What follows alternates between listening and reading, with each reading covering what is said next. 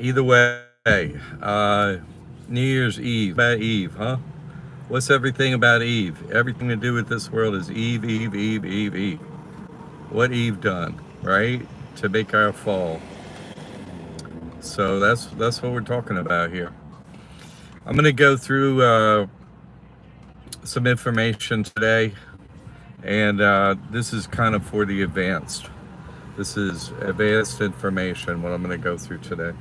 But I figure the only people that are showing up here are advanced, so or they want to advance. So I'm here at Siesta Key. I'm doing this. I just made it. It's it's going to be a very busy day here. It already is. Park is almost full. I had to park way back, but I did park, and I'm going to stay here for the day for the drum circle. And so what I was saying is, this is going to be. I'm gonna things today that uh, nobody's ever explained. I mean, that happens every time, but I'm gonna go a ways today and explain a reality for people. If you have any thoughts or question what's going on with you, um, go ahead and type, in your information, and I'm happy to get to it. All right. So I've been rewatching something on Amazon. I suggest you watch it if you have Amazon. It's called The Peripheral. So that's about Perry's, right? Perry beads, angel beads, you know, uh, jinn, angel, demon, whatever, right? What are them? Fairy. Perry beads, fairy to the Muslims. That's their word for it. Perry beads, fairy. Okay? So, and then peripheral, right? It's almost fall, right? Peripheral. Feral.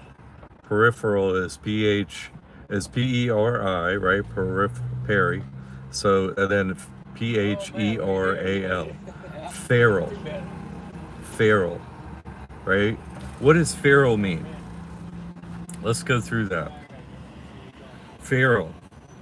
In a wild state after domestication of a wild animal. That's what feral means. Okay, so you were in the dome, but you're not anymore, right? You're disembodied. You're a disembodied soul, right? You don't have a body. It's the unseen world. Okay, and what have I been on recently, right? I've been saying when the unseen world comes together with the seen world, that's Judgment Day, right? That's what will occur Judgment Day. In the show Peripheral, Judgment Day is called Jackpot, right? Jack. Um, the largest gathering of humans on the earth happens in India every so often, and it's called the Kumbh Mela. Kumbh is the first word, Kumbh. Kumbh means pot, like a pot that holds water, like a vessel. This is a vessel, right? That holds a soul in here, right? It's a body, it's a vessel. And Mela, Kumbh Mela, Mela means festival, right? That's what it means. A gathering of the physical forms. And that's usually, I'll be in India during that. I don't think I'm going to make it to it, but it's usually between 25 and 40 million people go, something like that, depending on where it is and so on. Uh, so, the unseen world, that show Peripheral on Amazon, if you understand what you're looking at, right? It's the unseen world. They say it's another world, it's another real world in the future, right? In the future. Um, and basically, uh, they're running this world. You see, they say I beat the gross. I know everything about it. I've said everything about it, right? Only thing is, I've not beaten their hearts and minds.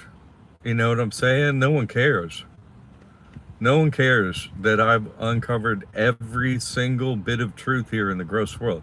No one's responding to it, like they're not responding to it. The few people that hear, they are.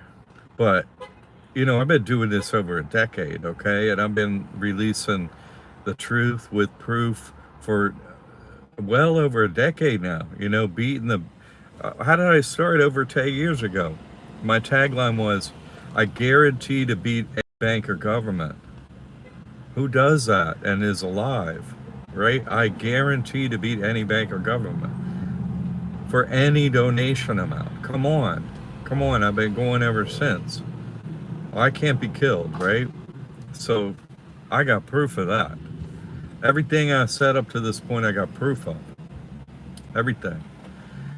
So I'm going to go through some of this information. It's going to involve some reading of Mayor Baba. So a reminder to people of my experience. The first time I touched Mayor Baba's tomb in 2017, January 2017. So that was right after I had signed the trust on 3/14/2016. I met the devil, and then in January of 2017, I met with God.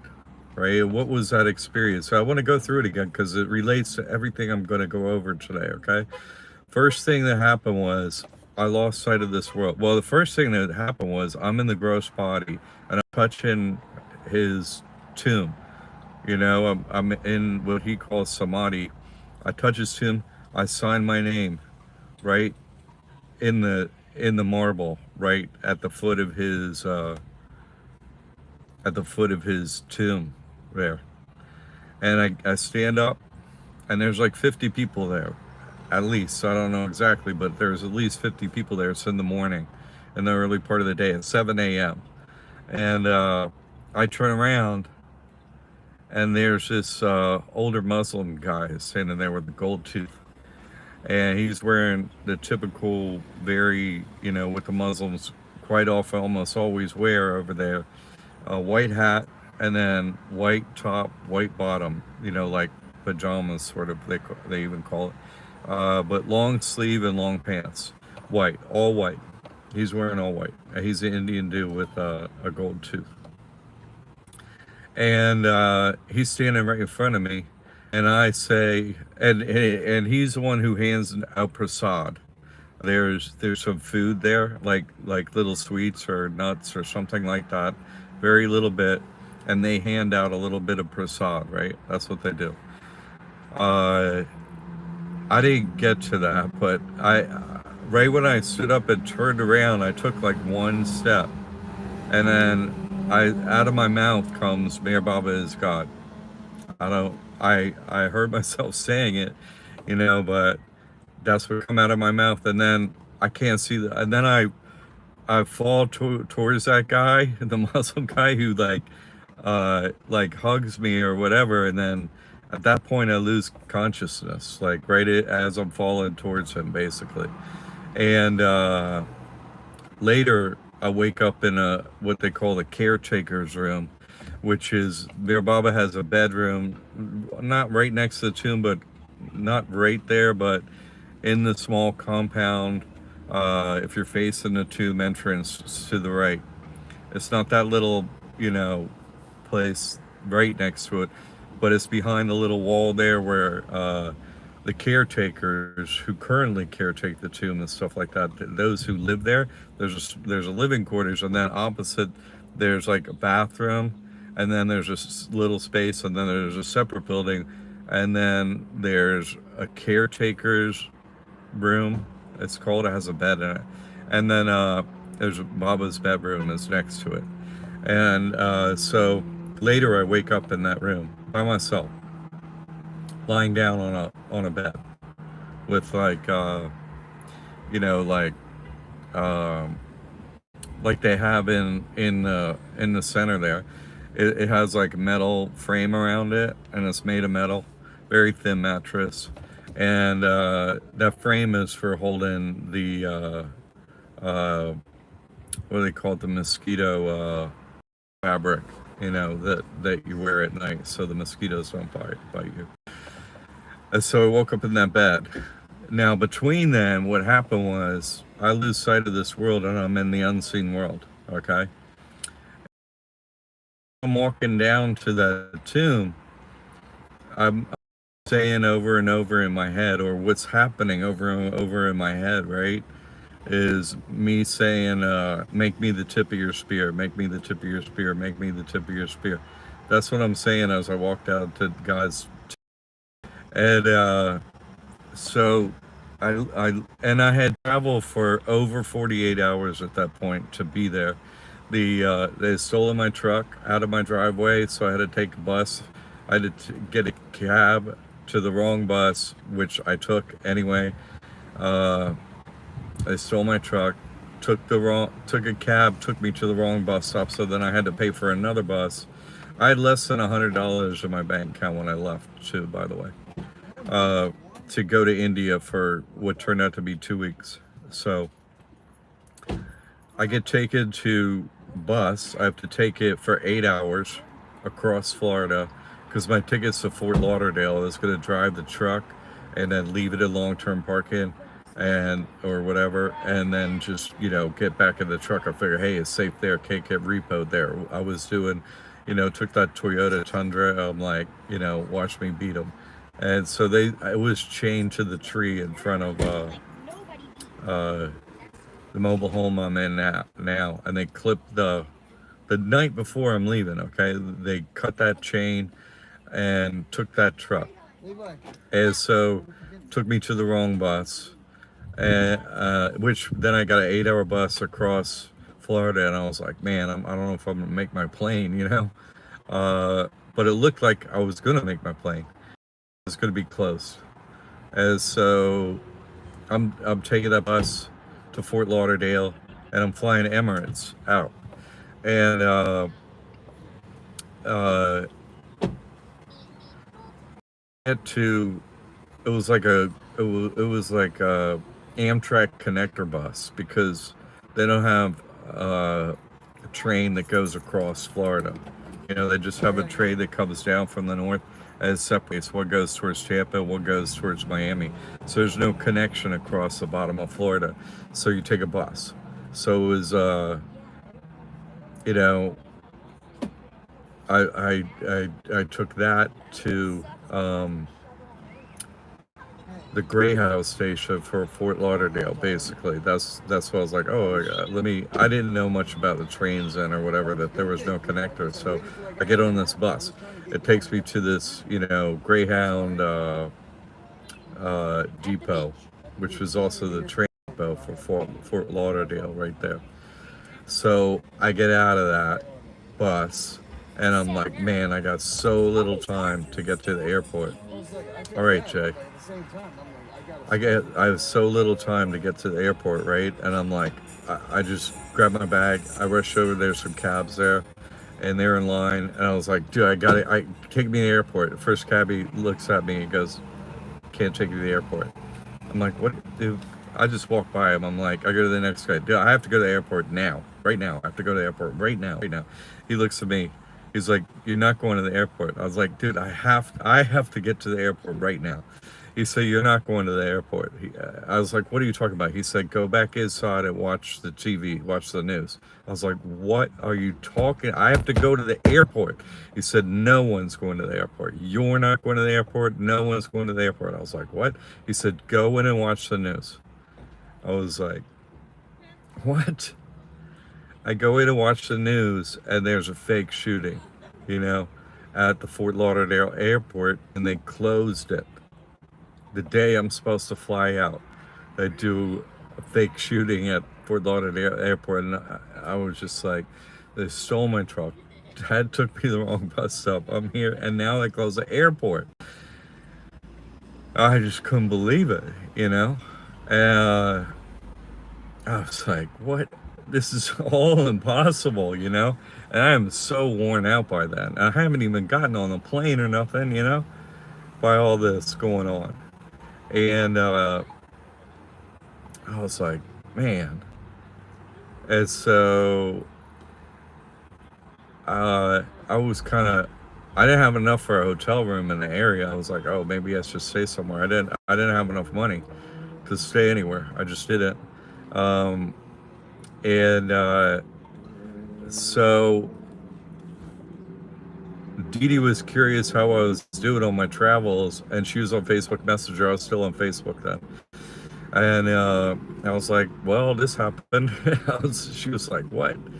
And she said, I'll get your room. Just figure out where you could get a room. I'll get your room, which was so incredibly nice of her, because I didn't have the money. I didn't have any money to do it. I didn't. I didn't have any money. Uh, we worked that out, and I ended up there basically right before dark. By the time it all happened and stuff like that, that's the way I remember it. Um, and I'm staying at some hotel near where I was, and it was on the boardwalk in Fort Lauderdale, which isn't a boardwalk; it's a cement path. Uh, and you know, I'm watching the shooting and stuff like that. I'm wondering, you know, are they going to reschedule my flight or whatever? And so they ended up rescheduling my flight for the next day that I go over there. And I mean, I remember taking a video on my phone, uh, and it was just, it was, yeah, that is start films. How many news? That is start films. How many news? It was unbelievable. It's like where you read a voyage, something just giant parade about something else, not about him, you know. And there's some giant else, not about him, you know. And there's some giant, like, I get there and I couldn't believe it.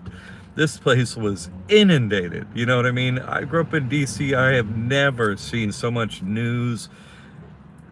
Every van, it was beyond imagination. How I was like, oh my God, you know? Couldn't believe it. And so they dropped me off, and I ended up, you know, flying from then. And I had so much going on at the time. They made this journey so hard right up until the last point and everything. I had so much going on. I hadn't had a chance to work out a ride from the airport, Mumbai, to the Baba Center, which is like a 6 hour plus ride, you know? And so, uh, I mean, I get out of the airport and I just was drawn over in this direction for some reason. I was like, hey, and there are some people with signs up for different people and different names of like their agency that drives people and stuff like that. And I walked over to one, and yeah, you saw 1,000 hotel reservations on the internet, right? Fell to the ground in the bathroom dizzy and picked up the phone and had a confirmation that I reserved a room. I mean, this whole thing. I mean, yeah. Seriously, it was. They were able to do that. I was out in bed sleeping on the beach that night, which was, you know, so it really helped me a lot to even get a few hours of sleep and whatnot, or, you know, it wasn't really restful, but it was way more restful than lying on a beach. And so, and they had like a morning breakfast, which I was able to get up and have some of before I got out, which was really super helpful. You know, just laid out at the hotel. Um, so anyway, I'm getting off the plane at Mumbai, and then they're different sides up, and I go over to this one group. I'm like, hey, do you give rides to the Mayor Baba Center? And they're like, Yeah, no, Dee Dee, you were like totally came through. And I go over to this group and I was like, "Hey, are you give rise to Amanagar to like Bear Mama?" So they look at me like, "Dude, we don't even know where you're talking about. We have no idea what you're. Is that a Mumbai?" I was like, "No," and they're like, "No, we don't do that. We have no idea. We have no idea what you're talking about. Just they don't have no idea." And so I see one more group and I go over there. Hey, I asked them the same question, and this dude just steps out of the crowd and he said, "Jay Baba." I was like, "Jay Baba," and he said, "I know where you're trying to go." And I said, "Oh." And he said, "Yeah, I know where you're trying to go." And he said, "Show me your phone." He said, "Show me your reservation." Yeah, I was like, "Yeah, no, here's where I'm going, right here." He said, "Okay, okay." He's like, "Hold on, hold on." Uh, I said, I said I'm J Papa, send it to Jack. Here's a comment. Oh, GD. That's amazing what you done. So this guy just steps out of the crowd and said, "Oh yeah, I know where you're trying to go." And I said, I got this far. I can't. I don't know how to get the rest of the way. He's like, no. He's like, "What's your name?" I told him my name. He tells me his name. He's like, "I'm going to Puna." And he said, "That's halfway to where you're going." I said, "Oh." He said, "You can share my ride with me." And I said, "Okay, that's great." And he said, "Let me see your phone again. What's the number of that place?" And so this is 3 a.m. in the morning, okay, right? It's packed up front because this is when the international flights come in, because it's still dark. They don't want you to see the North Pole when you're flying. So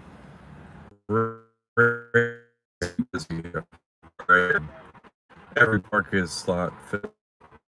So he meets me. This driver comes down halfway and meets me in Puno in this hotel that this guy helped me get to that I shared a ride with.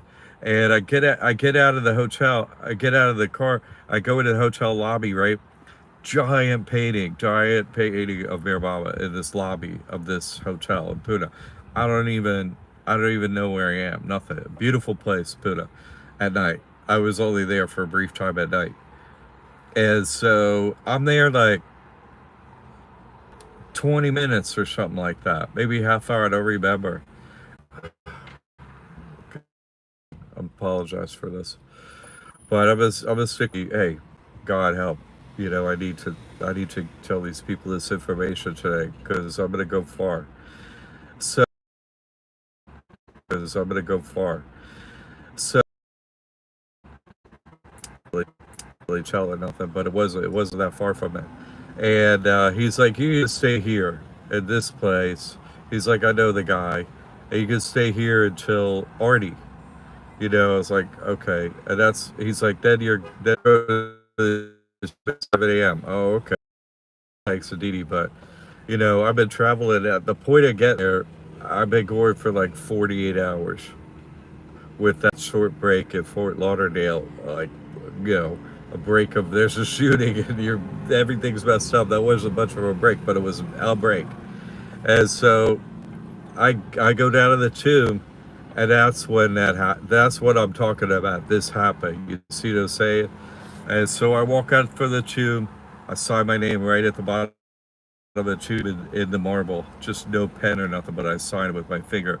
And I get up and fall asleep. Man, it's annoying. Hold on a sec. Get a better signal. Another spot.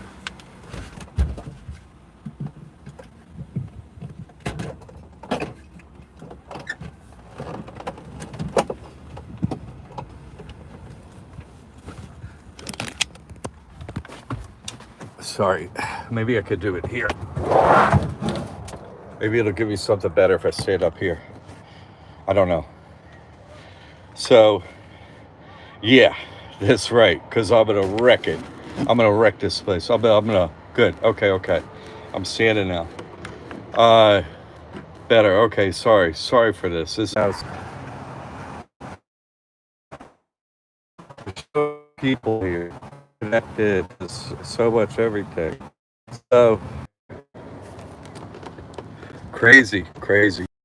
This is ridiculous. This is what discussing this travel is. This is what it was like. And anyone going on pilgrimage, you gotta know, like witnessing now is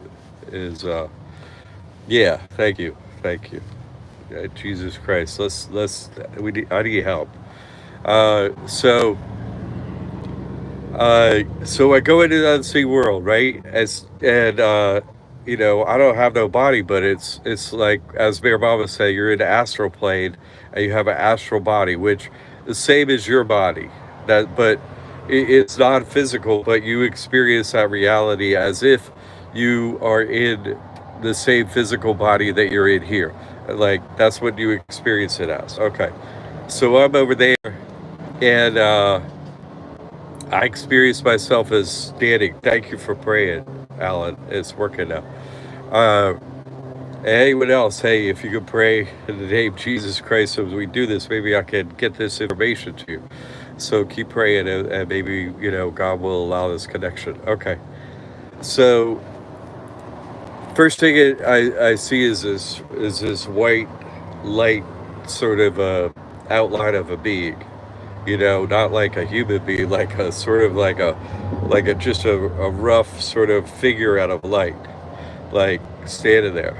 And it was, like light, like bright light. Like I'm like, whoa, And this being says, I'm Gabriel the angel.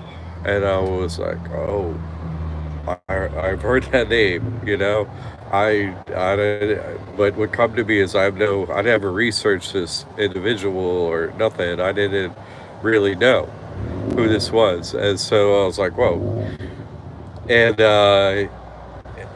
it takes out it extends its two arms towards me, like this, and in its hands is like a sword shaped thing, but it's made like of lightning, or is the way I can describe it. Sort of like light and lightning, and it has a sword with a haft, like a cross thing across where you hold it. It has a haft there, and so it extends its arms and says, "I have the sword of judgment for you." And I was like, you know, I'm like, and I reach out towards it and take the haft. I mean, take the handle and hold it. By the way, my first guru was a swordsman. Uh, yeah, that just come to me. And so I take that handle and I hold it, and experience something which is indescribable. I don't even know what to say, but I hold it and I take it towards me, and then I almost get it, I hold it, and then I go, hey, hey, hey, I'm not here for that. I'm not here for that. I hand it back. I try and hand it back, basically, and that gets stopped in the middle. I don't hand it back, but I'm in the process. I'm like, no, no, and I try and hand it back. I say, I'm not here for a sword of judgment. I'm here for Him. That's what I say. I'm here for God. I'm not here for any sword. And the angel disappears, and there is right where the angel was. There's Bear Mama sitting, like all dressed in white and seated, and I, bam, fall to my knees. Like that's what happens. I fall to my knees, and it just happens automatically. And so Bear Mama's smiling and says, "Huh? I heard you. I heard you walking down here." That's what Bear Mama. I heard you. I heard you. When you're walking down here, I heard you. And make me the tip of your spear. I heard you. I heard you.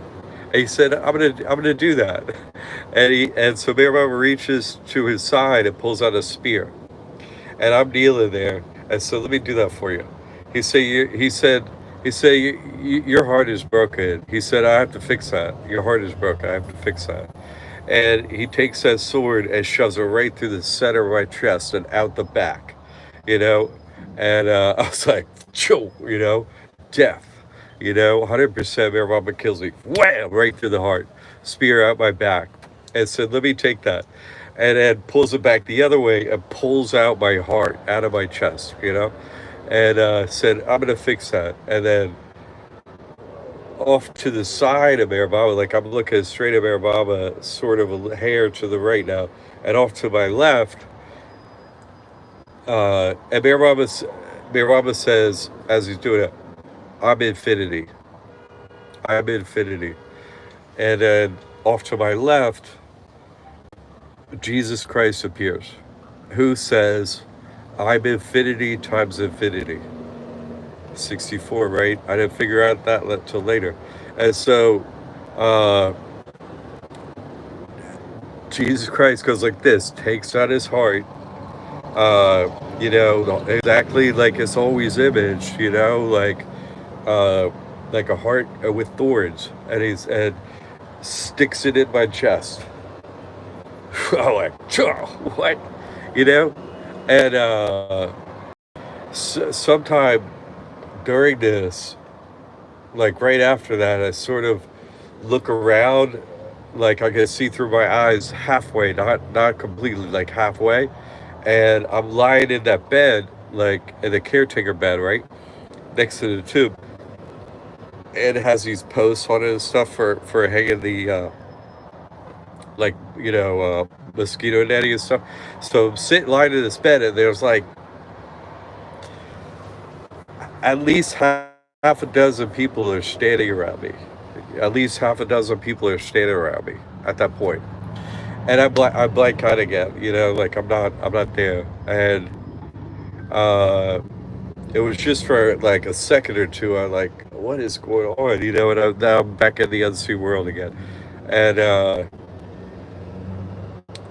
later, I wake up in that bed, and there's no one there.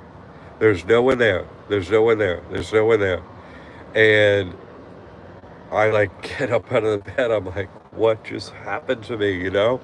And uh, I finally walk back to the Pilgrim Center, and uh, you know, they were having lunch there, and I have food, and this one dude come up to me, who I knew, who I met at the Baba Center in Myrtle Beach before. His name was Al Grasso, and he went to the high school I went to, Gonzaga High School in D.C. And hey, Mike. So he went to the high school I went to, and so he knew me. I played cards with him and stuff in Myrtle Beach. Like, he's a super nice guy. Loves to play cards. He's very amiable. He lives across the street almost from the Baba Center down there in Myrtle Beach. Just a crazy, wonderful, warm, nice guy. Went to my high school. Like, what? uh, it's crazy if you find anybody that grew up in the same state you're in or whatever at the Baba Center, like, or even in the same country sometimes. So, uh, he's the one to come up to me, and he said, what happened to you? He said, this is what he said. He said it all. He wasn't looking for an answer exactly. He goes, what happened to you? He said, dude, I've been coming here every year for 25 years. And he was down there. He watched what happened to me. He's like, what happened to you?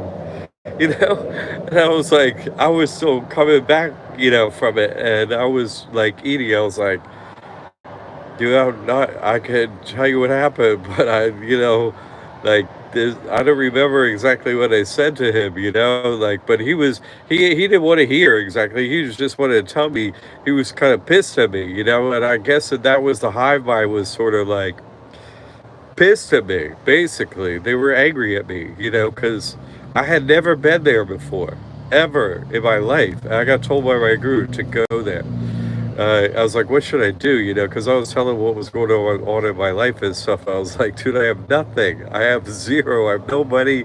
Man, I have been battling with these creatures. Like, I have been in court like so many times and all this other stuff, and exposed everything. I was like, what should I do? And he like, help. And he said, you go to that tube. And so I was under orders. I went to that tube, for my perfect master. So, that hive mind has, ever since that happened to me, all the Bible lovers hate my guts. You know what I'm saying? They hate me. They hate me. They seriously hate me.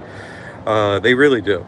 Because they all witnessed this happen to me, and nothing ever happened to them ever at that tube. You know what I mean? They're down there singing all the time, all this stuff going on, and they seen it happen to me. So I don't know if anything ever happened to anyone ever before at that tube, but it happened to me the second I touched that tube.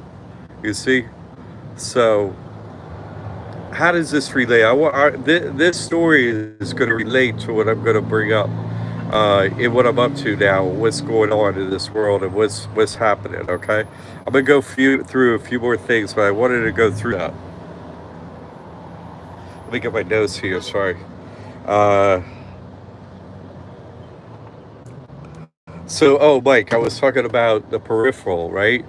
And I'm watching it again. Perry means fairy, peripheral, feral, right? PH, and then it's spelled the same way. It's just not F, it's a PH, feral, right? Feral means uh, in a wild state after domestication or a wild animal. Those are the two definitions by Google, okay?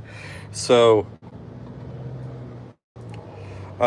earlier in my life, when I lived in Taos, New Mexico during the 90s, Uh, yeah. Okay, I'm gonna go through this. Relates to a lot to that. It has a pretty helpful story in that peripheral. So, because over when they go in the ether, those creatures over there are feral, right? They're like animals. They'll just want to kill you over there in the ether. There's serious business. I got killed over there. First time I went there, God killed me. So and one time the three of them in that show were going in to the three bodies. Like this what happens in peripheral.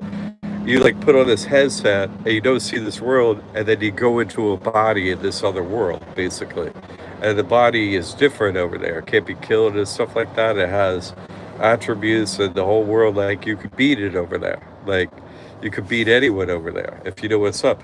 And so they're going at one time. They're going into these, they call them polt. A polt is coming into a body. A poltergeist is coming into one of those bodies, right? And so that's what happened. A jinn comes into a body. That's what happens in the physical, right? Everyone's possessed by a demon, one of these creatures over there. All right, in the world we're in right now. So they're getting over there, and they don't know what they're going into. And two of them are going into bodies. They made bodies for them, and they're going into them. This one, the main character, this woman, she's going into a body she's been in before, and these other two are like ex-marines, and like one's her brother, one's her friend, and so the three of them are put into bodies, and the two marines look at each other like, no, we don't know what's going on. We're going into an unknown. Uh, you know. Battle environment, and they look at each other and they go, oh, you know what that means? And they're like, yep. And they say speed, intensity, and violence of action. That's the ether right there. You don't know what you're coming into, and you got to be ready, with speed, intensity, and violence of action. Serious. So I was living in Taos, New Mexico during the 90s, right? I built an airstrip out there, built some other off the grid housing and stuff like that. My wife left me at that time with two little children, which I ended up watching over myself for a year until, getting through initiating a divorce because I hadn't seen this woman. The courts give her the children after they had seen her for a year. And the court system in this country, right? Totally evil. All these other women, they stood up for this woman like, oh, that's the mother. I'm like, well, I've been taking these children to school. I've been watching over. I don't even know where she's been. What are you talking about? Anyway, that woman who I was married to, she's dead as a doornail now for what she done. I didn't do it. Just God killed her. I'm in a really busy place right now. If you hear the forage and everything, it's so crazy busy here. So anyway, I'm living out there, and I'm building these homes and stuff like that. I had a business partner for some of the time. Really nice guy. His name was Mark, right? Mark of the Beast. Anyway, his wife was really into meditation and stuff like that. And she recognized something in me and wanted to teach me about meditation. So did he. And I worked with him every day, so we kind of knew how to do. I was a hardworking guy. I worked harder than anybody, and I was young then and a young buddy. And he was a very intelligent guy, and he was like good with woodwork and building, and he could make cabinets. He's really hard worker, and we worked out a deal. We worked, and he helped build my house too, and I helped build his house, and we built all this stuff. Uh, and also, he was telling me about, and his wife was telling me about how to meditate and go into this other world, basically. And anyway, the tool that they taught me is when you go over there, have a sword, create a sword, and if you don't like anything, kill him with your sword, kill him with the sword. So, and as I said too, my first guru, a friend of my father's, this guy was supernatural. I'm telling you, I never met I never before or since ever met anyone like this guy. I mean, never. This guy was death incarnate. You know, he was a hitman for the mafia. He was physically indescribable. He was, when I met him, he was like around 40 or something like that. I was like 14 or something. Maybe he was in his late 30s. He could do like a pommel horse thing on the ground on his hands. Dude, I can't even explain the physical things that this guy could do. One time, I was working at his restaurant in Ocean City, Maryland, one summer, and this marathon rode by, right? A marathon, like right by that ran from Ocean City to Dewey Beach. It was like 26 miles, right? And Matthew, he's like, oh, he used to like to run and stuff. He was a swordsman. He was in the Olympics. And he got a gold medal, but it got taken away from him because he did an illegal move. He took a sword and stuck it in the guy's throat, up in here, underneath the mask, and stuck it up through his throat and out through, he like, he almost killed him in the Olympics. And they took away his medal. He's like, well, that's what you do with swords, you try and kill people, And he almost killed that guy in the Olympics. You know what I'm saying? I don't know if anyone ever done that. Yeah, Matthew done it. Anyway, this marathon was running by, right? And he's like, oh, he's in like wallabies, long pants jeans, and like a alligator, like Lacoste shirt, right? That's like what he wore. And he smoked cigarettes all day and drank coffee. He was in such tremendous shape. There's never been a human in the kind of shape this guy's ever been in. I swear to God, I ain't never seen nothing like it. I'm working for him. And he's like, oh, I'm gonna go do the marathon, right? Puts his smokes he's like, where are my smokes? And he grabs his smokes, runs out the door, runs next to the leader of the marathon the whole way, smoking and talking with the leader as he goes, gets down, not even in the race, and then runs back. How is that a human being? I don't know what to say, dude. Like, there's so many. This guy, the things I witnessed, he was. Yeah, you know what? Look at it, like, you look at his eyes. I mean, nobody messed with this guy. He's like 5'4" and weighs like, you know, over 100 pounds, maybe 140 or something. When I first time I met, like, this, before I started working with him, like year before that or something like that, I went down to his bar, right? And there are all these you know guys are visiting, like, and they got all these Texas big hats on, and they're all drunk as shit, and they're all in a bad mood, right? And they're playing pool at his pool table at his bar, and the ball gets stuck, and they're pissed and they're itching for a fight, and they're like, "Hey, fix this pool table," and they want to get. Matthew walks over. Oh yeah, hey, no problem. He picks up the end of the pool table with these giant pool tables, right? He picks up the pool table. He just starts shaking it, like it's a giant slate, you know, pool table, right? This dude is like, and they're like, they get scared, you know what I mean? Like, you hang out with Matthew, if you ain't scared, you ain't right in the head. Like I wasn't scared of him, but I was one time. One time he got so pissed at me. I was like, whoa. I remember one time, and about say maybe 2 years after this, a year after this, I was at my dad was renting a house, and I was out by the pool, and Matthew was there. He was standing there, and dude, I've been hanging drywall like, and I'm like 17, okay, and I've been hanging drywall this summer, dude. I am as in good a shape as I've ever been in my life, right? Like, and you know, I'm not nothing, And Matthew's by the pool, and I'm like, oh, I'm gonna throw Matthew in the pool, right? And I go and grab that dude, right? With all my might, like this is gonna be easy. I'm gonna get this guy.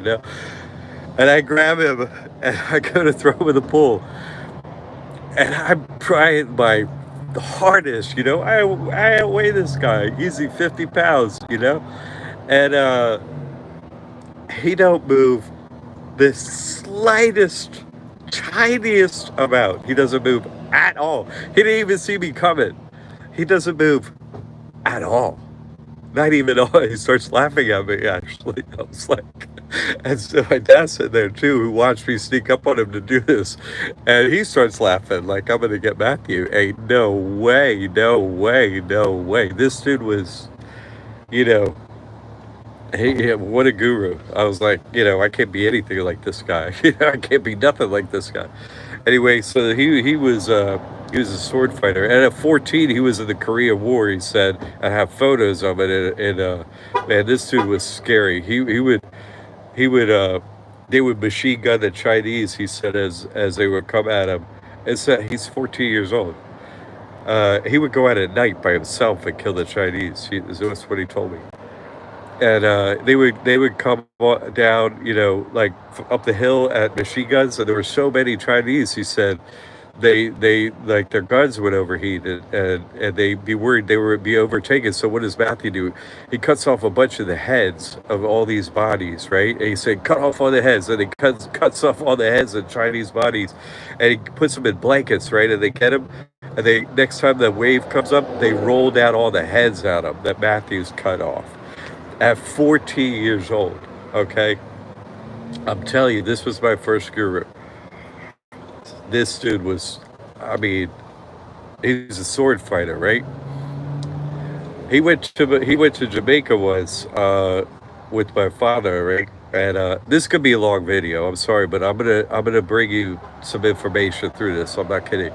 He went to Jamaica with my dad, and my dad recounted this story to me. He said they were my dad had a black girlfriend at the time, and Matthew's there with his girlfriend, and they're in a bar, and and this like tough guy comes up to my dad, you know what I mean? Like, hey, you're with a black woman down here in Jamaica. They want to kill my dad, right? And Matthew walks up like, hey, man, uh, he's like, hey, let's do this. You know what I mean? He's like, Matthew's like, let's have a real fight. And the guy's like, what? He's like, we use machetes down here. And Matthew's like, great, machetes. He's like, fine, not with me. He said, I'm going to take you to the head of the best machete fighter on Jamaica. Matthew's like, hey, no problem, let's go. And they get in the car to go to the best machete fighter in Jamaica, right, to have a battle, Matthew against the best machete fighter in Jamaica, right?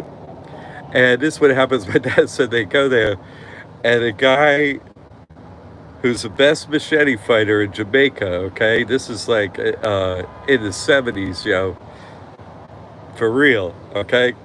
And this guy takes one look at Matthew and says, no, man, no, man, no, no, no, man, no, no, no, no, no, no, no.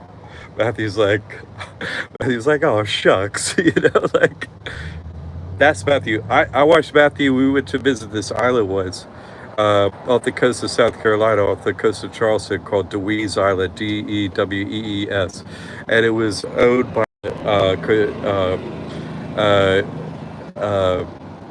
real estate development company my father worked for, and we went out there in the summer, a couple summers for a couple weeks, right? And one time we're riding around in this pickup truck, and I was like 13 years old, something like this. This was in the 70s, like or 12 or 13, something like that. It was like 74, 75, I don't know, somewhere around there, And we're driving to the beach after going hunting in pickup trucks. Like I had my own rifle and stuff. We didn't find anything, thankfully, because I didn't feel like killing anything. Uh, but Matthew's in the lead car, and the caretaker of the island is up there. Matthew's sitting next to him, and we're driving down on this, like dirt pathy kind of place through the woods to the beach.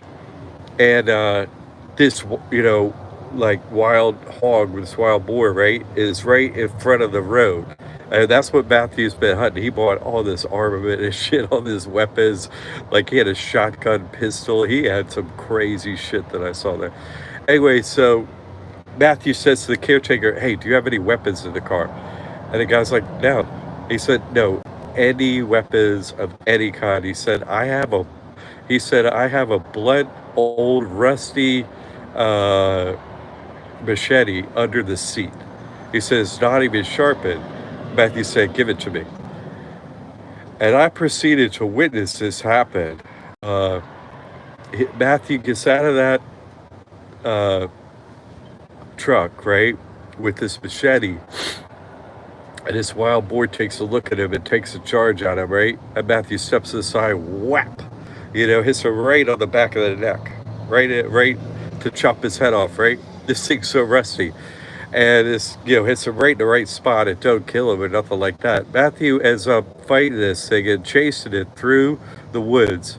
And then eventually later, because I'm just standing in the back of a pickup truck watching what I can, later this half-dead feral hog weighing several hundred pounds comes walking out onto the road, in the middle of the road, and Matthew takes one final whack at this thing, and it drops dead on the spot.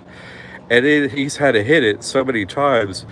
Every single time that Matthew has hit this boar, chasing it through the woods and everything, is in the exact same slice every single time. Every single time. Just widening the cut. This is Swordsman, who was my first guru.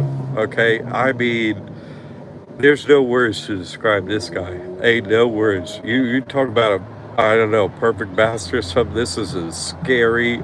This was death incarnate. I swear, this guy always had weapons around him. You couldn't touch him. I mean, in my prime, this guy was I was a joke to him. I was completely a joke to this guy, and so was everyone else alive.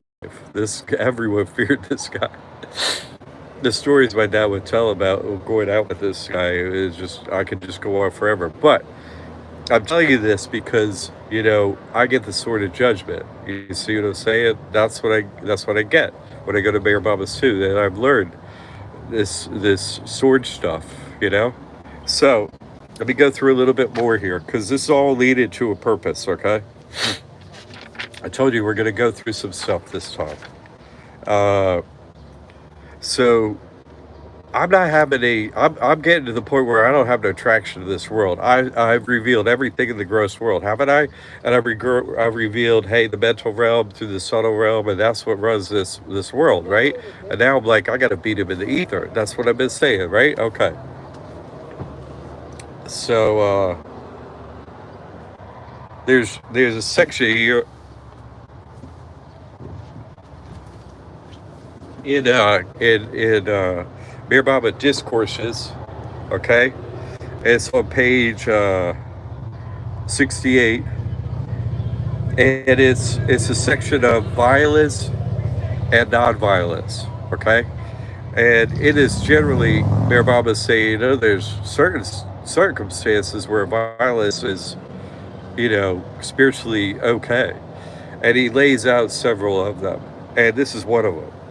This is situation number 4. Situation number 4. Suppose a mad dog has run amok and is likely to bite some school children. And the teachers in this school destroy the mad dog in order to protect the children. This destruction of the mad dog does imply violence, but there is no hatred in it. You see, that's what he's saying. That's it. And it. I tell you, I'm Christ. I, God made me that way. I don't, you know what I'm saying? It's not an ego trip or nothing like that. But what's the job, right? Of the current crisis? Everyone, they're my children, right? I'm the shepherd. And these are I'm teaching. I'm a teacher. I'm teaching these children here in the gross world, and these are school children to me.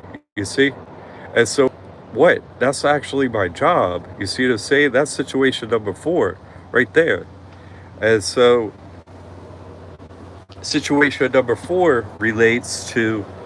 I'm going to get into God Speaks. This is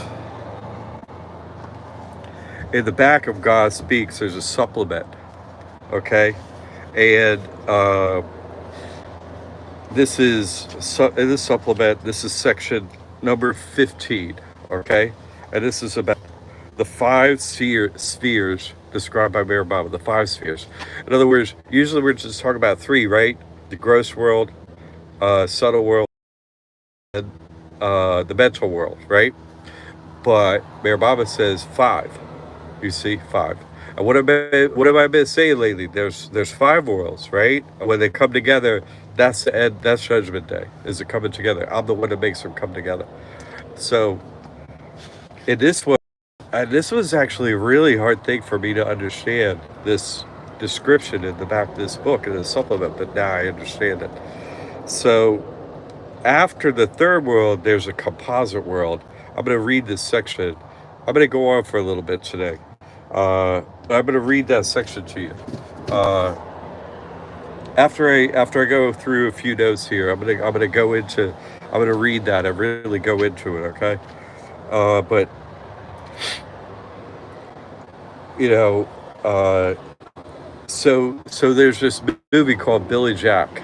Okay, come out in the 70s, and these like wealthy guys are coming up to Billy Jack is this like half Native American dude that he don't wear no shoes, and he watches over these hippie who are like really sweet and try to be nice and everything, and the rich people they all hate him and they all hate their guts. These sweet like hippies trying to do the right thing, and Billy Jack watches over him, and so there's this scene right and they're in the park in a town. And Billy Jack walks over and is like, they're messing with one of them. Billy Jack goes, hey, hold on a second. And walks up to the guy messing with this, sweet hippie guy. And says, and this girl, and says, hey, I am going to take my, he said, I'm going to take my foot right here, and I'm going to hit you right here. He points at his cheek. I'm going to hit you right here with my foot. I'm going to knock you out, right? And there's not a damn thing you can do about it, right? And he proceeds to do just that and knocks this dude right out, you see? And that's a lot like me and Billy Jack, right? I say exactly what I'm going to do before I do it. And there's not a damn thing I can do about it. And that makes everyone else, right, see that this can be done because I do it first. You see? That's called telegraphing your punches, right? Tick, tick, tick, tick, tick, tick, tick. I'm telling you what I'm going to do. I've been telling him too at the drum circle. This is what I'm going to do. I'm going to beat you into ether. Yeah. We keep repeating it over and over, right? But see, Billy Jack, right? Jack, I tell them what I'm going to do, and I'm going to do it. So, what's happening in this world? Why can't I reach anyone? Because their thoughts are being sent. You see what I'm saying? Their thoughts are being sent into these bodies, and they're listening to them, and they're acting on them. There's nothing I can do to break that thought pattern in them. They're just following along, you see? Now, what would happen, right, to all these creatures here if I stop the thoughts from coming into their head? You see what I'm saying? If I go into the ether and I stop who's sending them their thoughts, right? Then what happens to them? That creates free will in them at that moment. You see what I'm saying? They achieve free will then. They don't have it. They don't have it now. They don't have it. No, they don't have it. They're not, they can't act on their own. They can't do it. They cannot do it. They can't do it. So I have to go over there and stop the thoughts from being sent into this world. You see what I'm saying? Whoever sent them, all that, I got to go over there and stop them. You see, and that's why I've been given that sort of judgment to go over there. Man, they are coming for me every night. I can't even tell you. They are doing the most horrible shit to me every night over there in the ether. And then I get up and like, Holy Spirit speaking to me today, and I'm like, oh, I'm gonna get him. I'm gonna get him. So, but I'm gonna share what I'm doing and telegraph my punches like Billy Jack, and there's not a damn thing they're gonna do about it. Uh,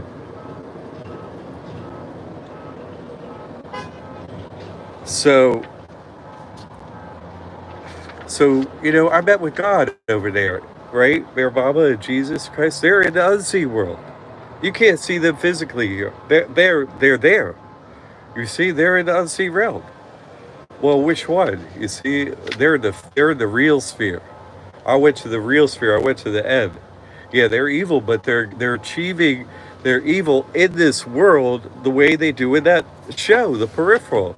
Like they can make things, information come here and be like printed, from those machines and print stuff. Like you put the real sphere is the beyond.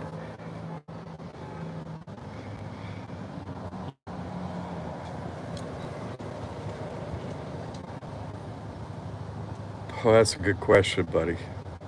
Hey, you're a smart dude. But yes, in a way, yes, it is. It is. It is. But uh, it's sort of the real sphere is combination place where uh, you know those who have achieved full enlightenment, right, go on to the real sphere, and that's where God knows self, right? Knows self, isn't asleep like in the beyond. So yes, he would have to be the composite. Exactly. That's actually written in what I'm gonna read to you. Yeah, yeah, because he can't see God. Exactly. You better study it. Oh, look at you. This guy. Yeah, yeah. No, that's exactly right. And that's where I'm going with this. Man, you're ahead of the game by asking these questions. You, man, it took me a long time to get through that section. Because you're far, Alan. Wow. You're asking the right questions. That's really good what you come up with. Yeah. So So how does the gross world happen? You see what I'm saying? Let me go through an example of how the gross world happens. Perfect Master Sridhar, right? When I met him, we talked and stuff like that. He's a musician, and he said, "I want you to come see me play music." I was like, "Oh, absolutely," you know. And he played at the Ackland Museum, Ackland, Ackland Museum. It's a brick building uh, in Chapel Hill, North Carolina, and it's right near, it's right on the border of University of North Carolina, right there, right at the. It's a half a block or block from like the main crossroads there, where right at Chapel Hill, where everybody walks from the school and everything. I forget the name of that street. And he actually, when he's in the States, he lives very close to right there at someone's house. And he said, "I want you to come in and see me play music." I was like, "Absolutely, I'm coming." And so he's sitting in the center of this museum. This Ackland is the last name of a family supposedly that like collected all this museum quality stuff from around the world. Is so rich they made their own museum. Anyway, God stuff, right, made in this museum. And Sridhar's up there on on a stage they built temporarily in the middle of this museum. And he's up there, and I'm waiting for, like, he comes in and gets introduced, and I'm sitting right up front, like, like on a pillow, like in a meditative pose, like right up in front of this guy where he's playing. And he comes up and he says this: I'm going to play two pieces of music. He said, in the first piece, I'm going to make an image, a painting in this museum appear in your mind. And then there'll be an intermission. I'll play another piece. And during intermission, go around and walk around and see if you can see that painting in the museum. I was like, say what? Yeah, I was like, dude, you have me right here. I was like, okay, I've been traded in Shinyi, Bakwa, I've been traded in these, and the symbol for Shinyi, where I studied in New Mexico, is five spheres. Okay, I had a guru out there who taught me all that. He was friends with that movie star who does Aikido. There were three dudes that learned Aikido. I learned from two of them, not that guy that does it in the movies. I can't think of his name right now. But anyway, uh, so I'm sitting there. He's going to play this music, okay? So, and I had done a lot of meditating, is what I'm getting at. I had learned a lot of, what I thought a lot about it. So I do my best at, I am going to, be a receiver of this information, of this music, okay? So I'm seated there, and I have my eyes closed, and this image does appear and I was like, whoa, And he plays this music, and I have this image in my mind. I was like, oh my goodness, And so there's a break, and he leaves the stage, and this is not a big museum.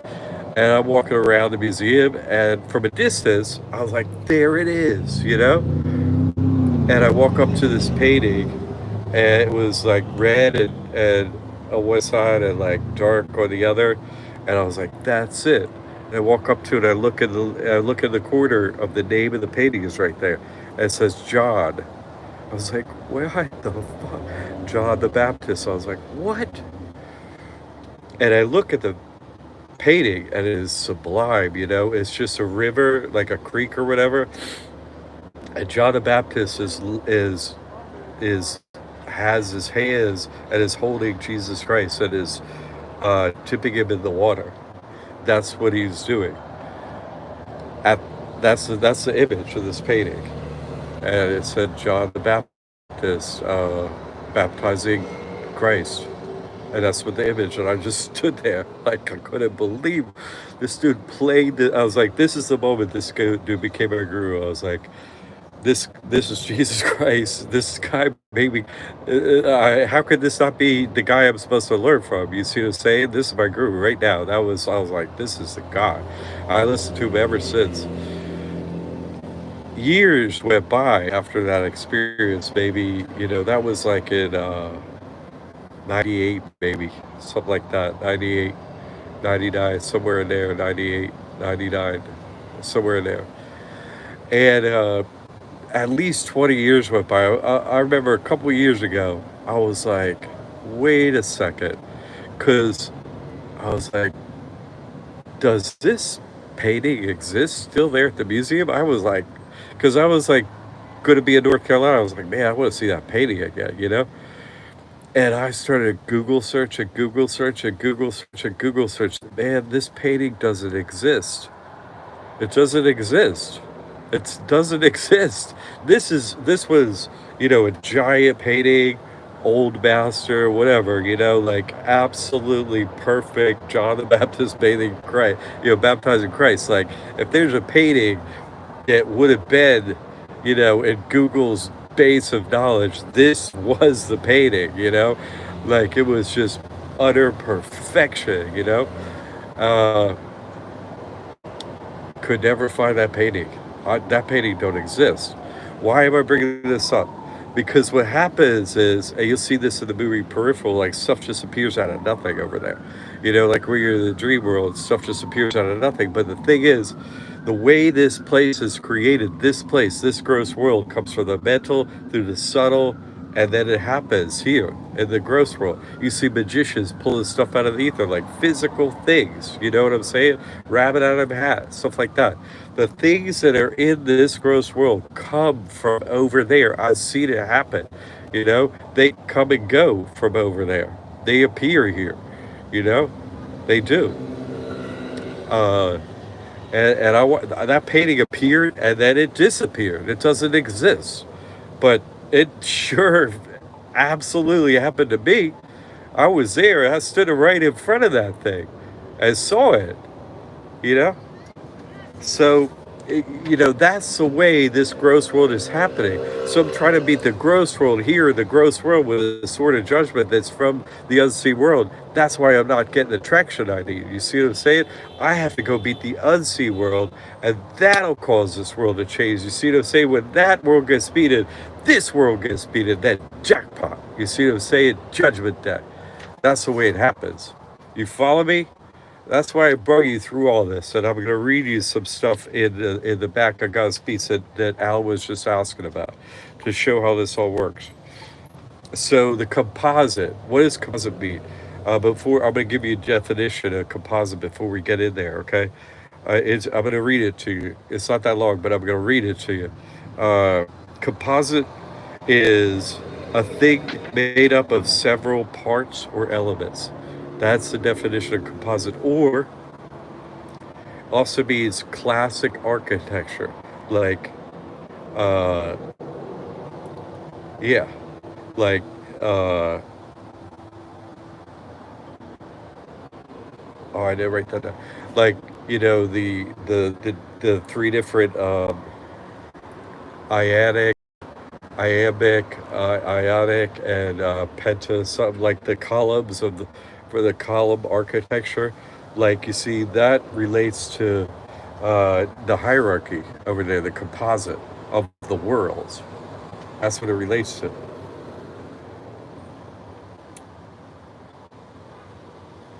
Okay,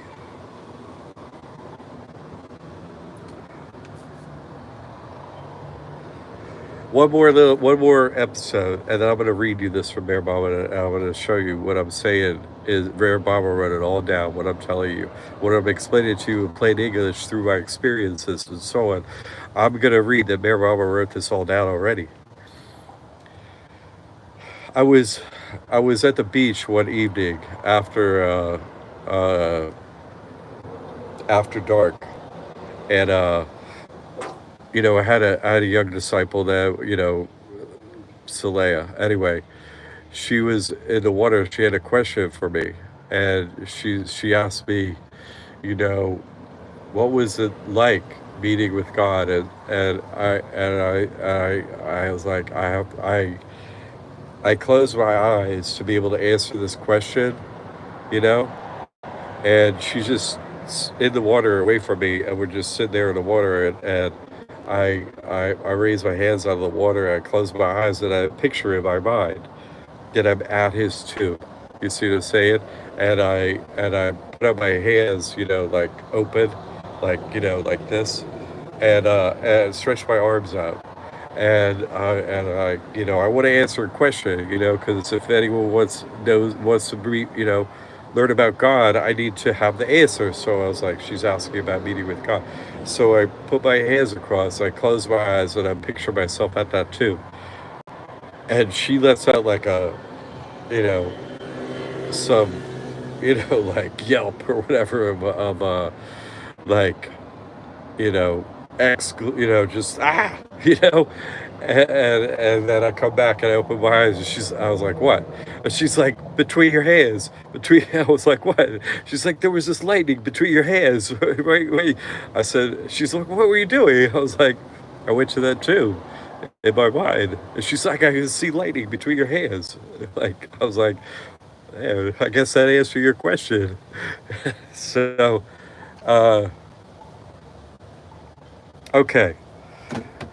Now I'm going to read you what it says in the back of this and bring this all together, okay? It's a bit of reading. It's a few pages, but I'm telling you, for the people that want to know the truth, this is really important information that I've never given out before.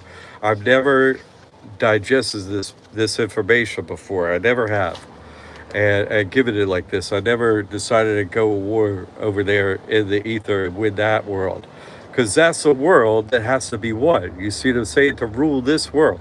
Like, and man, it's tough. I've been over there every night, several times a night. It is hard. It is hard going. Okay. So, the 5 spheres described by Mir Baba. I ask any questions as I go through this. I'll keep looking up, okay? Mir Baba says there are 5 spheres. Gross, number 1, gross. 2, subtle. 3, mental. 4, composite. And 5, real. The way I've described it is, there's the 3 parts here, and then there's the unseen world, and then there's, the world of God. That's what I said. And so it matches up the way I said it. That was just a regular English the way I said it, but I'm going to keep going through this. The first 4 concern relative existences, and the 5th one is composed of the one and only real existence. The question of details is this is what I'm reading right here, okay? The question of details is all the more important when a subject is beyond ordinary human experience.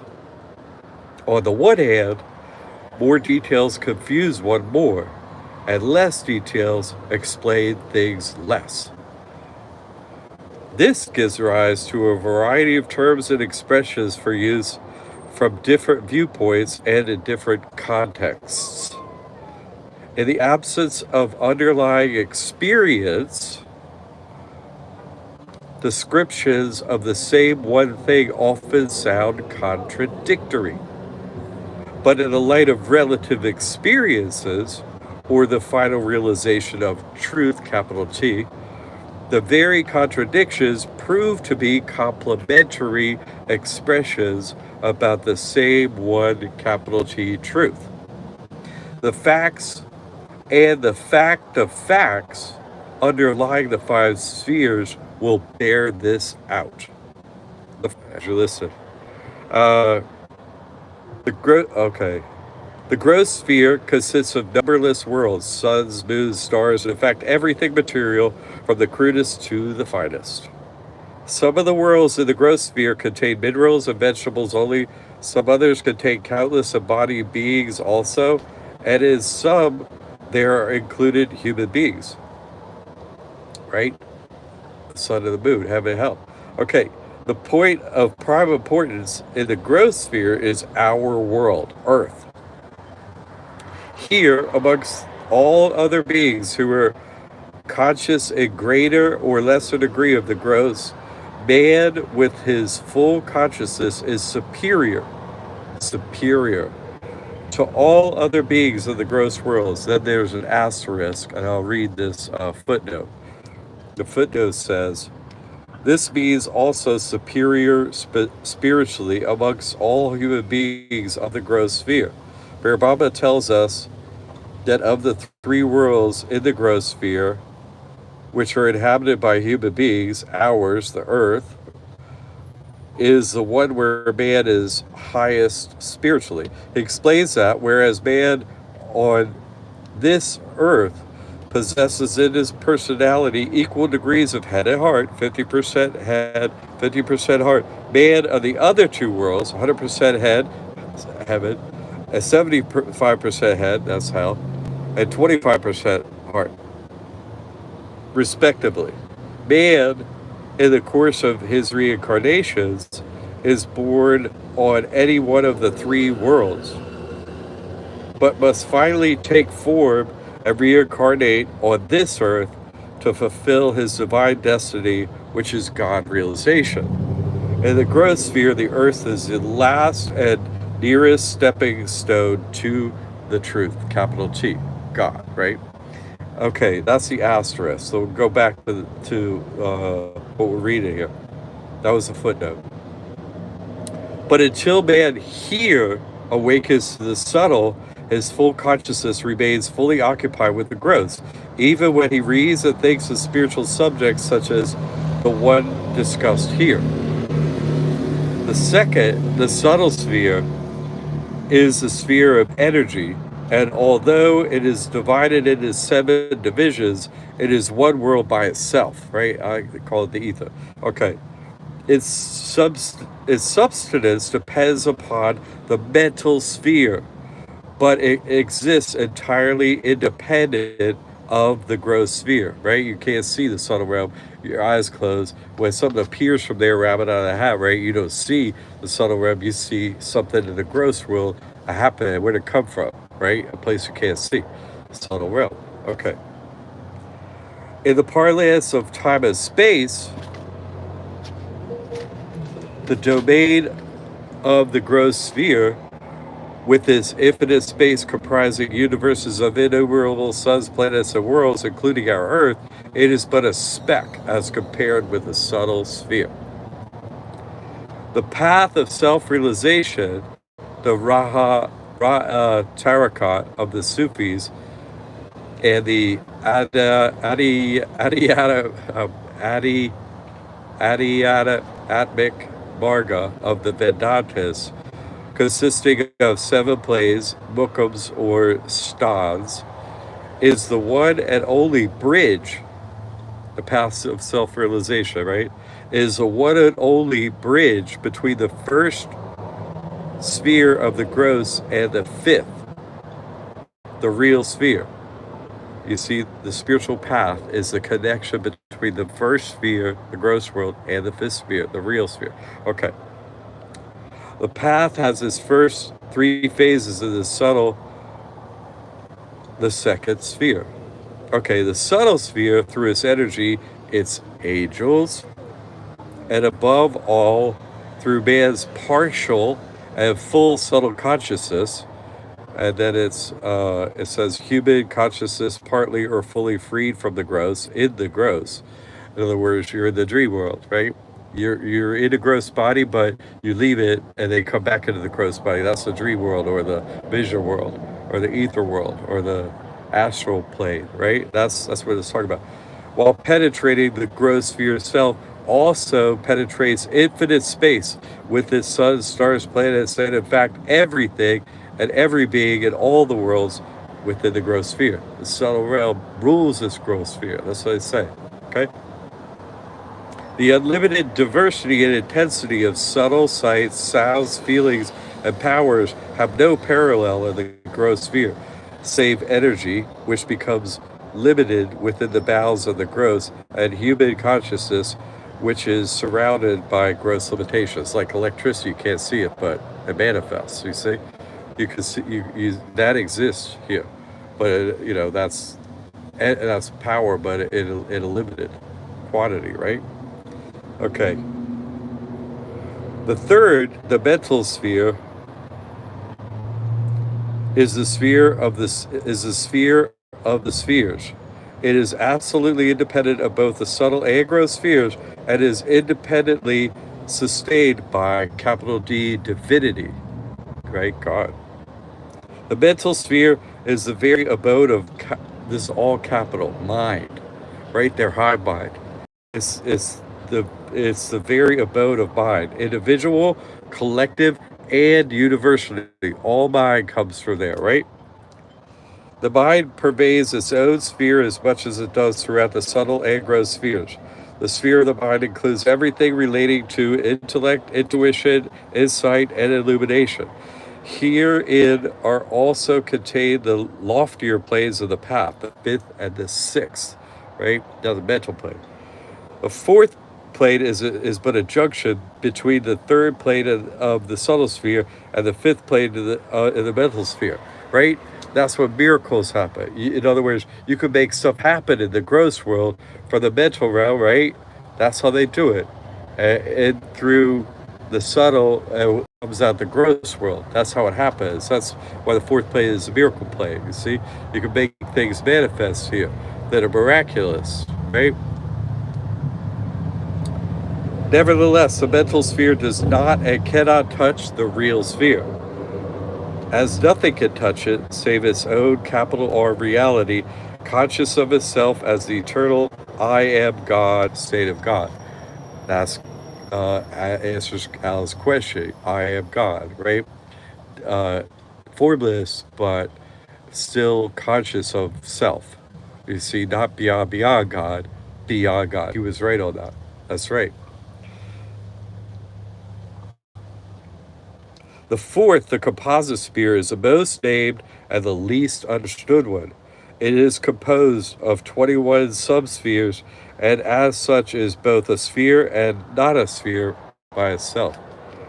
21 connecting links are made up of 7 sub-gross and sub-subtle spheres between the gross and the subtle spheres, 7 sub-subtle and sub-mental spheres between the subtle and the mental spheres, and 7 submental and sub-supramental spheres between the mental spheres and the capital R, capital S, real sphere. The peculiar nature and position of the composite sphere should be grasped more easily through either of the following tables. And these are the tables right here.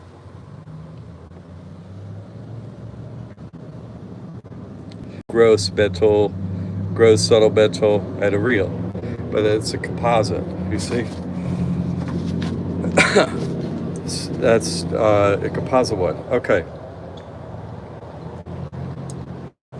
So the composite sphere happens after, you go through gross, the subtle, and the mental, and is comprised of those three. That's where the word composite comes from. Okay. And then the fifth sphere is the real sphere. And that's where I met with God, the real sphere. You see what I'm saying? I've been there. I met in the real sphere with God. I met with Gabriel in a composite sphere before Gabriel disappeared. That sent me to the real sphere. You see? That's how that story relates. You see, I'm in a gross world. I'm in a gross world which has, gross, subtle, mental. I sighted the tube, right? I meet with Gabriel the angel, composite sphere, and then disappears. I go to the real sphere. I meet with God. Okay. The 7 lower subspheres are spiritually superior to the gross sphere, and they do touch the gross, whereas the 7 higher spheres are neither spiritually superior to the mental sphere, nor can they ever touch the real sphere, as will be clear from the further details which follow. On the one hand, the all-important path, capital P, right, the spiritual path, the one and only bridge between man and God, runs through the 2 spheres of the subtle and the mental.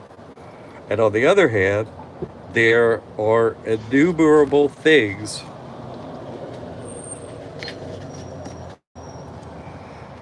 and beings in these 2 spheres, as well as in between the 7 lower and the 7 higher subspheres. And each one of these things and beings is directly or indirectly vital to the path, your spiritual path, right? From the 7 lower and the 7 middle subspheres, inclusive of the subtle sphere, we're talking about the composite sphere, right? That's what we're talking about, okay. Amongst other things, there are the bones of the disembodied souls, spirits, the jinn, the demons, right? Okay. And the unembodied souls, angels, okay? They never had a body. From the 7 middle to the 7 higher subspheres, inclusive of the mental sphere, amongst other things, there is the abode of the archangels. You see what I'm saying? That's in the composite sphere right next to the real sphere, right next to God. That's the archangels. That's Gabriel, right? The spirits or disembodied souls, both good and bad, have to remain in the quote state of waiting, end quote, both before and after experiencing the states of pleasure and pain, states commonly known as heaven and hell. The angels, unembodied souls, are mere automatons for the will of God, and they do nothing which is not desired or prompted by God. So I say angels, they don't have free will. You see what I'm saying? They don't have free will. right? Okay. These wishes happen to be mere expressions of divine power and activity, which are all pervading, right? The thoughts, they're all pervading. They run by the thoughts. That's the mind, God's mind. In short, angels are pure and not contaminated with physical embodiment. In this, they are superior to the man whose consciousness has not extended beyond the limitations of the growth, meaning a man not yet on the path. You see what I'm saying? The growths here, what I call the non-player characters, right? The ones that are just like a tree.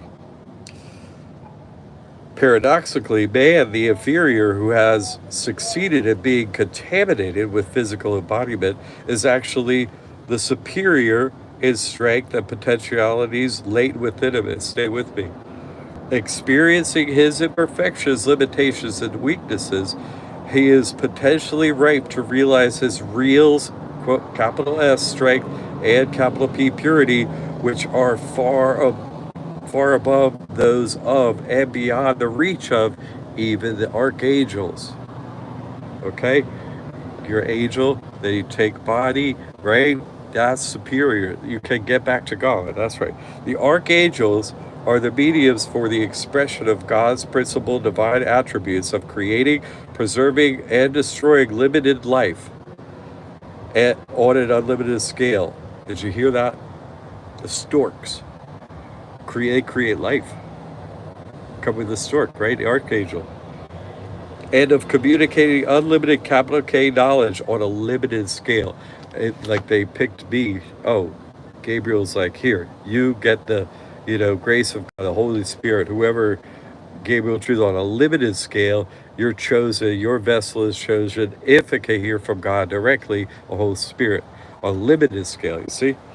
The archangels are entities who are always in joy and never suffer. Wow. The abode of the archangels is sub-supramental spheres of the fourth, the composite sphere, which is discussed here, comes after the third, the mental sphere, and is nearest to the fifth, the real sphere. This is true, yet not the whole truth, for in spite of its proximity, it cannot touch the real sphere.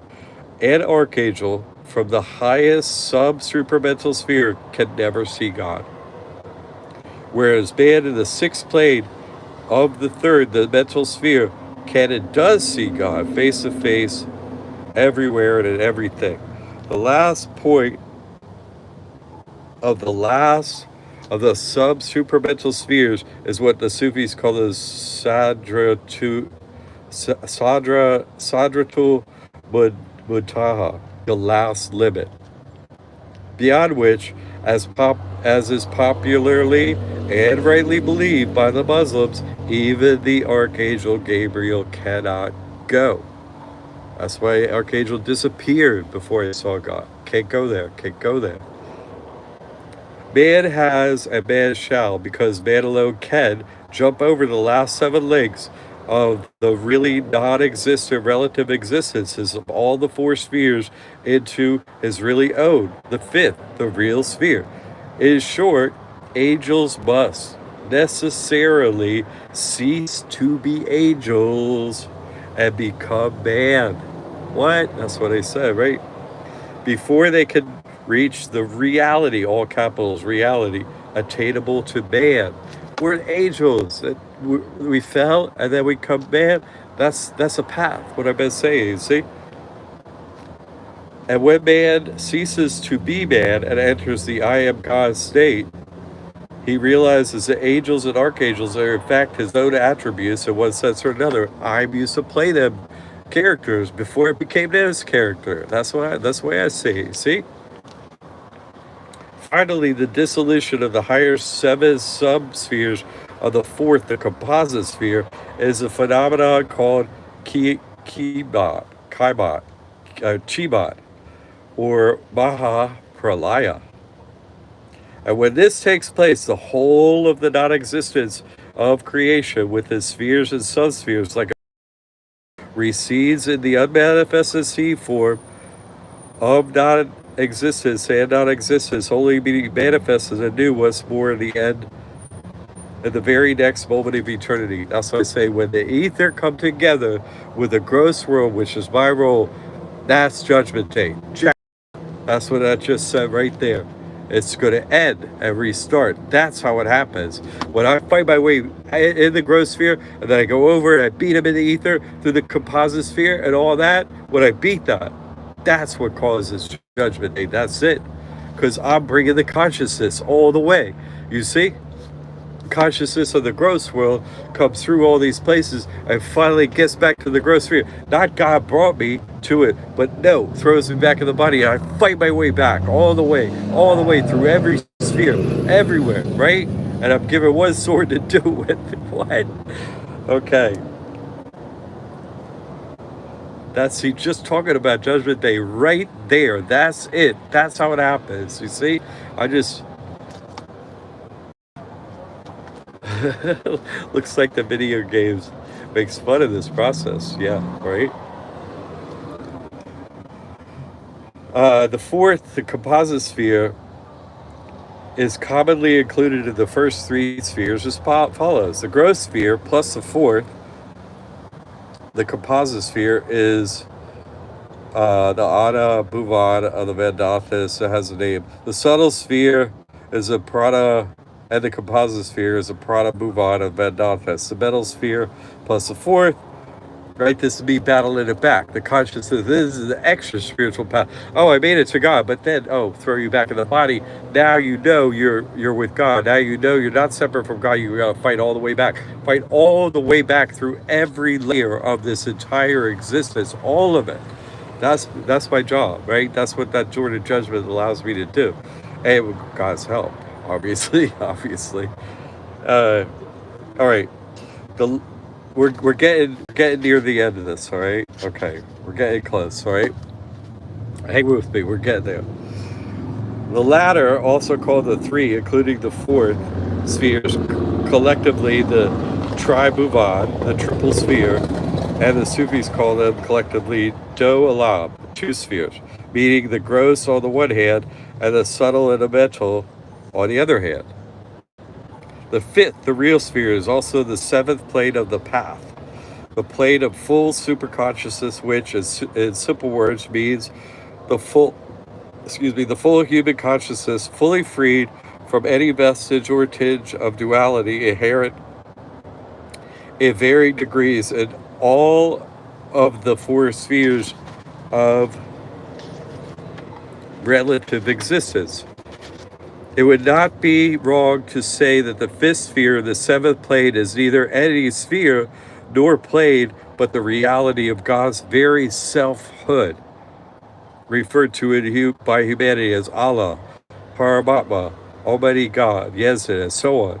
According to the different states of the same one God, from is to I am God, from I am God to I am everything, there are different terms for the different stages of the aspect of the real sphere, such as Alam Hahut, Alam I Hahut, and Alam I Lahut, or of the Sufis, Vidyan Bhumika, or the Vidyan of the, or Vidayan of the Vedanta. Vidya, Nayan is knowledge, so Vid is, God.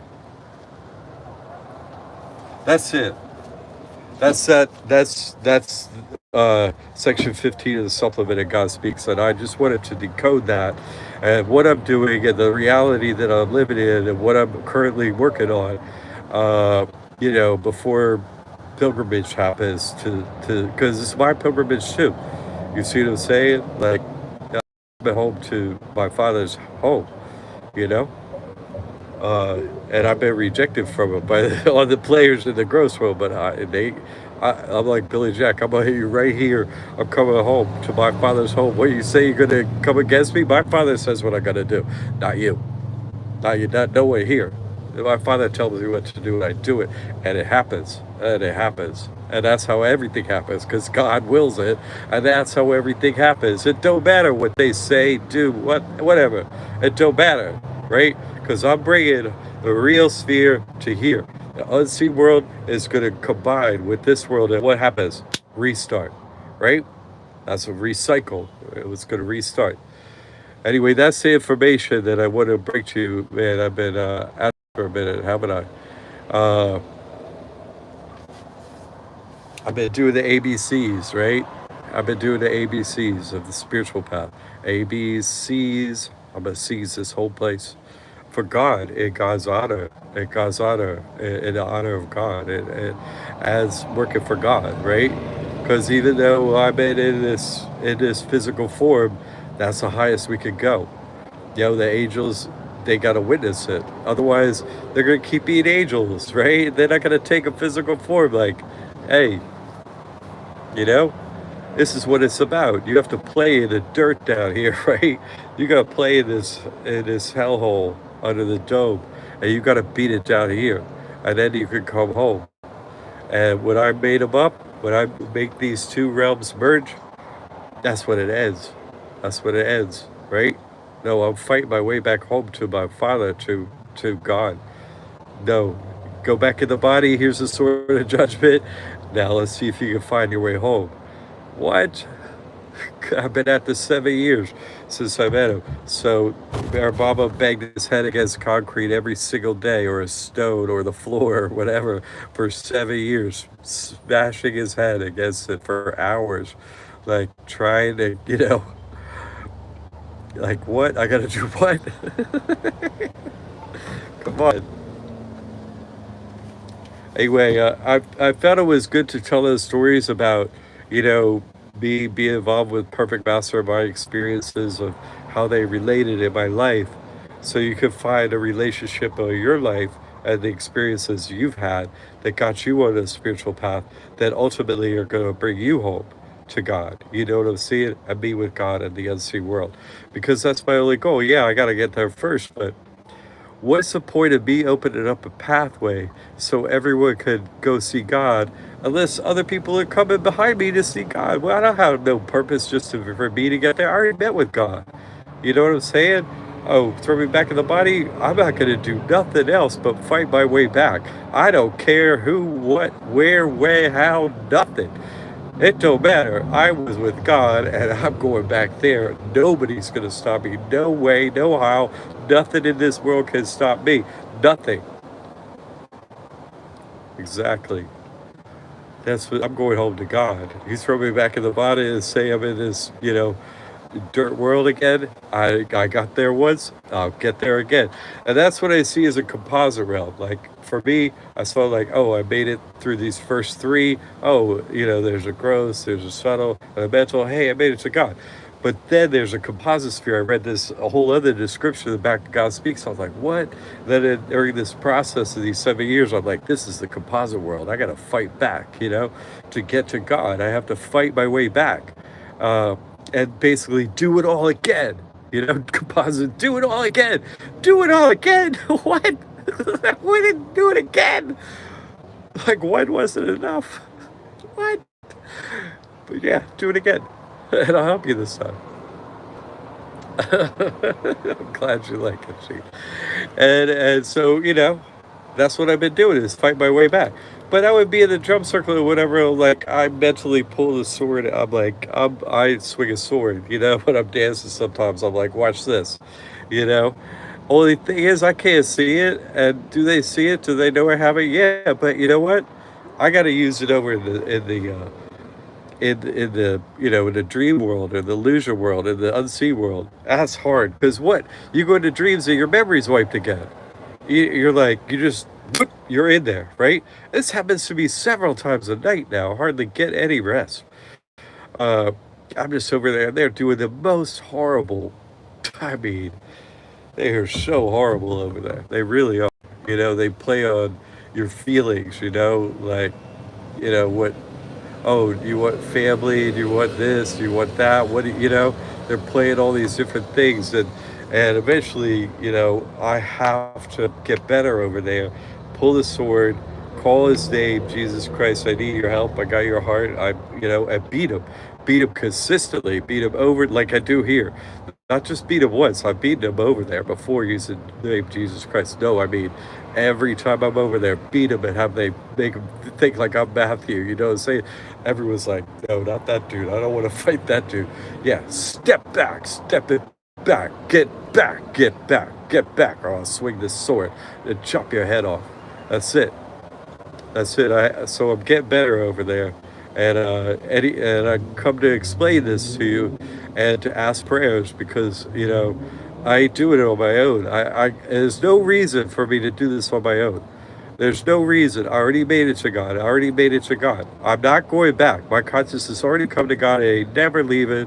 Nothing, no one can do to take me away from God. Nothing, never can ever happen. Nothing, no one can do, right? But now I got to go into the unseen world, right? Where they wipe my memory. And it's not like, you wipe your memory and then you're a child and then you're a teenager, then you're a young adult, and then you finally find my information, and then, you're coming to reality. No, you go over the ether, your memory's wiped, and you're there for 1 second. Your memory's wiped, and you got to fight right then, right? What is it, right? What is it when you go into the unseen world? How do they say it? Uh,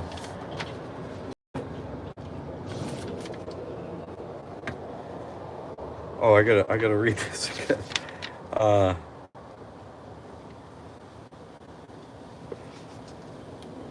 oh, I wrote it down here. Oh, right? When you're going into the world, you don't know what you're headed to. Speed, intensity, and violence of action. That's the way they say it in Provincial. And you have the sword, man, you swing. You wake up in the ether, wham, you swing, kill him. And then what happens when you get that good? It's like, I got his name, I got the sword, Jesus Christ, I'm walking with him, right? And everybody's like, whoa, get him out of here. Put him back in the gross body. First time I said Jesus Christ over there, they threw me right back in the gross consciousness. I left there instantly, right in the middle of it. Beep. Oh, come back in the gross. Oh, is that what you fear, huh? Fear the same thing over there as you fear here. Great. I'm coming with his name as sword. And that's the sword, right? He's the sword, right? Who's the sword? Jesus Christ is the sword. He's the shield. He's our savior. That's it. You see, that's all we have. That's who comes and saves us, right? Even over there, that's who saves us. And they fear him. They fear him, right? So that's how we win it over there. I know Al has been having some of this experience over there too. So speed, intensity, violent action. You go over the ether, man. You practice it before I go to sleep. For the night, I'm praying. God help me. God help me. David, Jesus, they're gonna come for me. I need your help. Please come with me. Please come with me. Yeah, always in the name of Jesus Christ. Always. I pray every time before it goes, please, I need you. Don't let them do this to me again. I'm working for you. Please help me. So I wanted to explain this today and ask for your prayers so that I could go over. I'm gonna beat them. I'm gonna beat them. Just like I beat them here, the bankers, all them, right? I beat them all here. I'm gonna go over there and I'll beat them all too. I'm gonna beat a path. I'm gonna beat them. Ether bodies. Fine. I can't get bodies here. Well, I'm gonna get them over there, right? And when I cut off the thought trade, right? You need prayers or you don't. Walker White, WW, huh? 33. Yeah. The fallen angels, they need prayers. That's right. You do need prayers. That's right. But you need me walking this path first, or else there's no path to walk out of here. There is no path to walk out of here until I walk out of here first. There is not a path. There isn't one. You have to pray that I take this path all the way. I made it here in the gross world, right? You can sign a trust. Anyone can. Jesus Christ watch over you. Can't be killed. And that keeps you alive to be able to walk out of here the rest of the way through the unseen world, right? You can do it. You can do it. You can do it. I didn't have no dreams for 7 years. I didn't have any, right? I didn't have none. I had none. I had 2 quick visions the day I touched that tube. And I haven't had any since until recently. And I'm like, what am I doing over here? Why are you doing this? Oh, I got to use his name over here to beat him. And that's what I got to do. I got to go into this composite realm of everything before the real sphere, right before I get back to God, right? And I mean, this ain't no angels. This ain't no fallen angels like up in here. This is beating the archangels playing, against the archangels, right? And they're having a good old time on my ass. Let me tell you, they're powerful, right?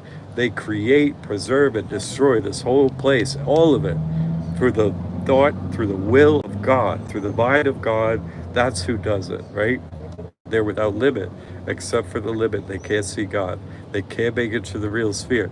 So good for you. You could create all this, whatever, all this illusion. Good for you. Good for you. Keep it going. Keep the game going. Thank you. Thank you for your service, archangels. Thank you. Thank you for your service, so we can make a path back to God. You're forgiven. Thank you. All that stuff. Now get out of my way, right? Gabriel, help me to the last spot, and then I'll reach my hand over, and God, you reach your hand over, and that's it, right? Again, I want to meet with you again, right? That's why I'm going on pilgrimage. I'm coming. I'm coming home. I'm coming home. That's it. Yeah, friends are friends are friends are a made up thing, Walker. Right? Come on. We have other people on the spiritual path that want to go home to God, right? The enemy of my enemy is my friend. That's what kind of friends we have up here. Is the devil your enemy? Oh yeah. Oh, you're my friend then. You see what I'm saying? We're going home to God. I'm breaking trail. Anything comes your way, swing at it with his name. Jesus Christ. That's it. That's how we get home. All right? Anyway, I know I've been at this a while, almost 2 hours, but I really 2 hours. I really needed to get this up before pilgrimage happened, before you people bring your vessel and drop kneel at God's feet. You know what I'm saying? You need to know what's happening. You need to know this game. You need to know you're going to play a role in this. You see what I'm saying? This ain't no joke. This is for real. This is for your soul. There is nothing more real than this. This is a real sphere. This is heading home. Alan, yeah, that makes so much sense. Where how things in the dream world can appear and disappear. The archangels create, preserve, and destroy them, but Jesus Christ says them. You got it, my man. You got it. You got it. Hit the nail on the head. Boom. Slam that coffin shut and keep him down there and let us go to God. That's it exactly. That was I've had to decode that section of God Speaks. The hardest part I think of God Speaks is that part. And the last thing that I really fully understood by my experience, like you can't understand until you have the experience. I can explain my experiences and tell them to you, which prepares you to have the experiences yourself. You know, that's why I say on pilgrimage, you go to God's feet and you're judged for how far you are along there, and then He pulls you up to that sphere where you have been in the past in a previous lifetime where you got to. He'll put you there again, and then okay, a little less than 10 years left, but fight it from here. You see what I'm saying? You earned it. You earned it up until this pilgrimage, but then past that you got to earn past that. You see, you're going to hit the plane where you're supposed to be if you're not there already. But then you got to start earning from then on out. You're going to have your own experiences, be given your own experiences by these archangels, and then those are meant to be overcome. You see, overcome, and then we get to see God. They can't see God, them angels, but they're idiots. What are you doing, right? Come on. But at least the fallen angels are like learned enough to come into the gross body. You see what I'm saying? And they gotta still fight their way back. And they've been watching me, man. They've been listening to me. They've been talking to me. Yeah, they're a little concerned. And honestly, I have so much of that. What was I saying? Speed, intensity, violent action. I just want it. Whatever. Like, step in front of me. I'll swing that sword. But it's hard, Without prayers, without people's prayers, it means that I don't have anyone following me. You know what I'm saying? You're praying. Like, break that trail. Get that pathway made so you can step foot on it and make it down there. There's not going to be another one of me. You see? You can come up behind me as close as possible, right behind me. You see what I'm saying? But no one can beat me. That's the first one to win the game. That's the avatar. Avatar, right? Avatar, like in a friggin' uh, in a sim, in a peripheral they call it, or like a video game, right? It's an avatar. Oh, I'm playing this avatar. I'm playing this avatar. I'm the first one. I'm gonna break the trail all the way back. If you ain't standing right behind me, right? If you ain't right behind me, if you're not ready, right, come all the way up behind me. What? The whole game goes into a scene again and restarts. You didn't make it across that last jump. You see? No, that's no good. As soon as I make it, you better be right there. You see, that's why I'm bringing pilgrims to God. I mean, I'll be standing there right there. This is where we are. You see? Go as far as you can. God will tell you where you are right now. Right now, God is going to tell you, show you. All right. Oh, man. I kind of roughly had some of this on my mind to talk about, but then this morning, like, God's like, write this out. I'm like, ah. And so I shared it all. That's 2 hours. Yeah, posse, right? The poltergeist, the posse, exactly. There's 12 disciples. That's it.